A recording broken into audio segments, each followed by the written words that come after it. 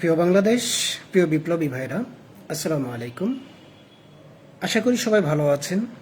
সবাইকে অগ্রিম ঈদ মুবারক।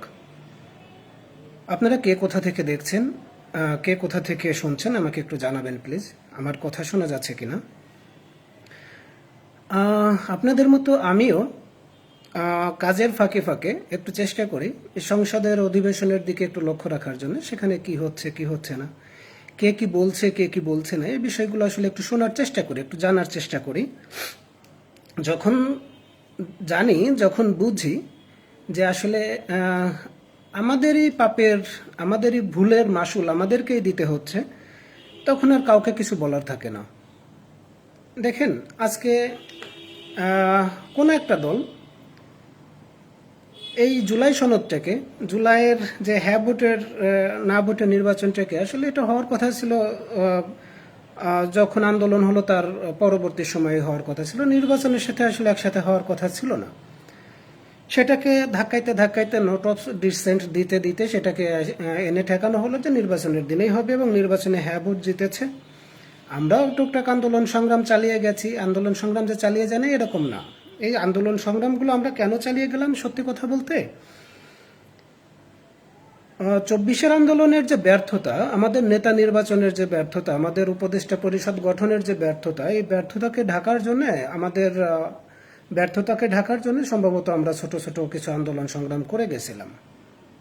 আজকে সংসদে যে পরিস্থিতিটা তৈরি হয়েছে, আমাদের জুলাই সনদকে সংসদ ধাক্কায় দিচ্ছে ওই বিচারিক প্রক্রিয়ার দিকে, আবার বিচারিক প্রক্রিয়াটা ধাক্কায় দিচ্ছে সংসদের দিকে। আজকে এর জন্য আসলে দায়ী আমরাও কম না। দেখেন, এই যে আমাদের জুলাই সনদ, এই জুলাই সনদের প্রথম থেকেই আমি দেখেছি যে জনাব সালাউদ্দিন ভাই, উনি কিন্তু প্রথম থেকেই নোট অফ ডিসেন্ট দিয়ে গেছে, এবং ওনাকে কাউন্টার করার মতো কেউ ছিল না। যে যত বড় গল্পই দিক, ওনাকে কাউন্টার করার মতো কেউ নাই। এবং এখনও দেখেন যে সংসদে যারাই আছে, আমার মনে হয় যে সালাউদ্দিন ভাইয়ের সাথে বাহাসে পেরে উঠবে এরকম কেউ আসলে সংসদে নাই। কিন্তু সংসদের বাইরে এসে সবাই ব্যক্তিগতভাবে, ইন্ডিভিজুয়ালি আমাদেরকে সোশ্যাল মিডিয়ার মাধ্যমে কিংবা বিভিন্ন সংবাদ মাধ্যমে আমরা জানতেছি যে তারা আসলে কাউন্টার দিতে পারতেছে। আমার মনে হয় যে আসলে দিতে পারতেছে না। আপনাদেরকে এই কথাগুলো কেন বললাম, যে আমরা শক্তিশালী একটা বিরোধী দল সংসদে পাঠাতে পারলাম না। সারা বাংলাদেশের মানুষ যাদেরকে সংসদে সরকারি দল হিসেবে দেখতে চেয়েছিল, তারা নমনীয়তা দেখালো, এবং এই নমনীয়তা দেখানোর কারণে কি হলো, যে এখন তারা বিরোধী দলে গিয়ে এমন একটা বিপদে পড়ছে যে বিরোধী দলের যে রোলটা প্লে করার কথা সেটাও করতে পারতেছে না। এখন আমরা পড়ে গেছি আর একটা বিপদে। এখন আমাদেরকে কি করতে হবে, যে সংসদের সামনে গিয়ে আন্দোলন সংগ্রাম করতে হবে, যেন সংসদে আমাদের এই যে জুলাই সনদ আছে সেটাকে বাস্তবায়ন করা হয়। আবার সংসদ ওখান থেকে ধাক্কা দিয়ে দিবে যে এটা তো কোর্টে আটকে আছে, আদেশের জন্য আপনারা কোর্টে চলে যান, আমরা আবার কোর্টের সামনে চলে যাব, ওখানে গিয়ে আন্দোলন করব। ব্যাপারটা এরকমই কিন্তু হয়ে গেছে এখন। আমার থেকে হয়তো আপনারা ভালো বুঝবেন, আপনারা ভালো জানবেন।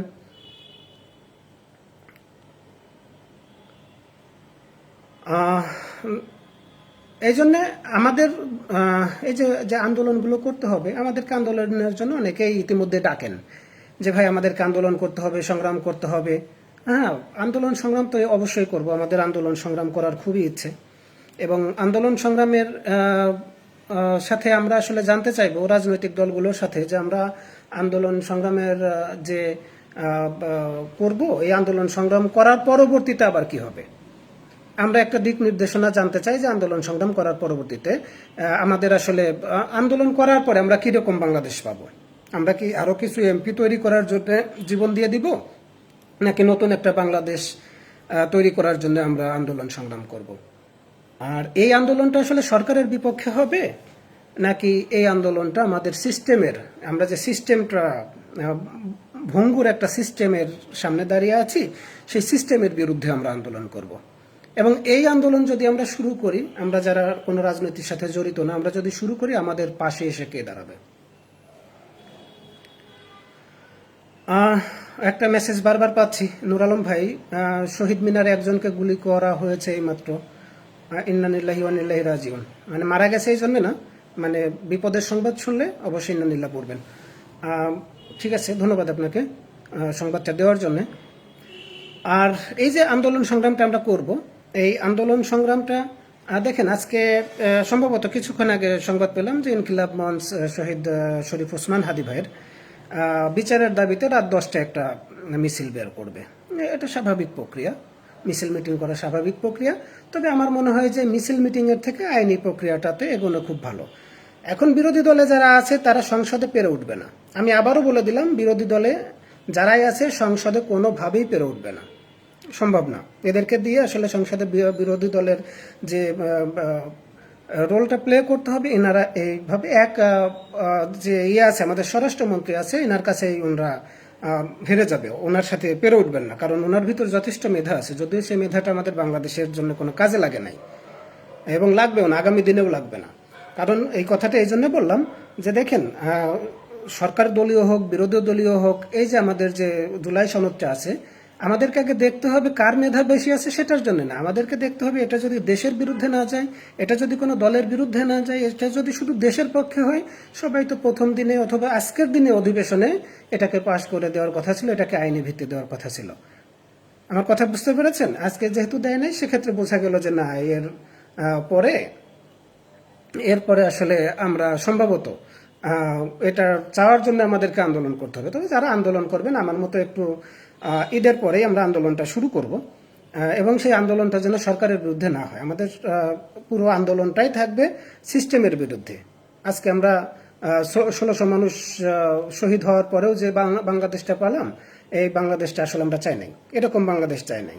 কিংবা সংসদে আমরা যতগুলো ভালো মানুষের আশা করেছিলাম, তার সাথে অনেকেই গেছে, যারা দুর্নীতিবাজ, যারা ঋণ খেলাফি, বিভিন্ন দখলবাজির সাথে জড়িত। এবং আমরা এটাও জানি যে আসলে বাংলাদেশের ভাগ্য নির্ধারণ কারা করে। আমরাও তো ভোট দেই, আমরা 2-4টা ভোটের মালিক, এবং বাংলাদেশের ভাগ্য নির্ধারণ কারা করে আমরা তাদেরকে সামনের সারিতে দেখি সংসদে। যেটাই হোক, আপনাদের কাছে যে মেসেজটা দিতে চাইছিলাম সেটা হলো, আপনারা যারাই নতুন বাংলাদেশের স্বপ্ন দেখেন, আপনাদেরকে একদম এই রোজার মাসে একটা রিকোয়েস্ট করে রাখবো যে কোনো না কোনোভাবে আপনারা আন্দোলন সংগ্রামে যখনই নামবেন, আন্দোলন সংগ্রামে যারাই ডাক দিচ্ছে, আপনারা প্রথমে একটা কথা জিজ্ঞাসা করবেন, আন্দোলনটা করতেছি কিসের জন্য?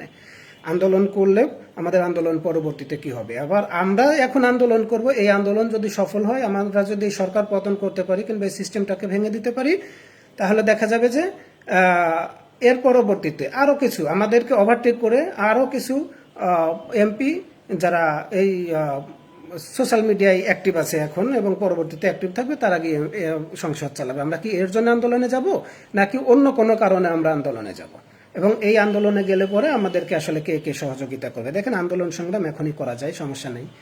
এখন ইস্যু খুঁজতেছে অনেক অনেক আন্দোলনকারীরা, অনেক আছে, ইস্যু খুঁজতেছে। সর্বশেষ ইস্যু কোনো কিছু না পেরে শেষ পর্যন্ত এটাকে রাজপথে নিয়ে আসবে, এবং রাজপথে নিয়ে এসে কি করবে? হাদি ভাইয়ের হত্যার বিচার চাই, এই ইস্যুটাকে আসলে মূল ইস্যু সামনে দাঁড় করিয়ে আমাদেরকে আবার রক্ত ঝরানোর পায়তারা করবে।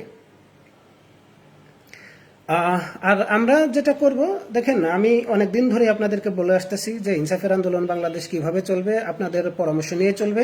এবং ঈদের পর থেকেই দেখতে পারবেন, ঈদের পর থেকে ইনশাল্লাহ প্রথম সপ্তাহ থেকেই ইনসাফের বাংলাদেশের এই পেজ থেকে হোক, এই ফেসবুক থেকে হোক, বিভিন্ন মিডিয়ার সামনে দিয়ে হোক, আপনারা দেখতে পারবেন যে আসলে ইনসাফের বাংলাদেশের আন্দোলন হাদি ভাই কিভাবে চাইতো, হাদি ভাই কিভাবে এই বাংলাদেশটাকে গড়তে চাইতো, হাদি ভাইয়ের চিন্তাভাবনাটা আসলে কীরকম ছিল।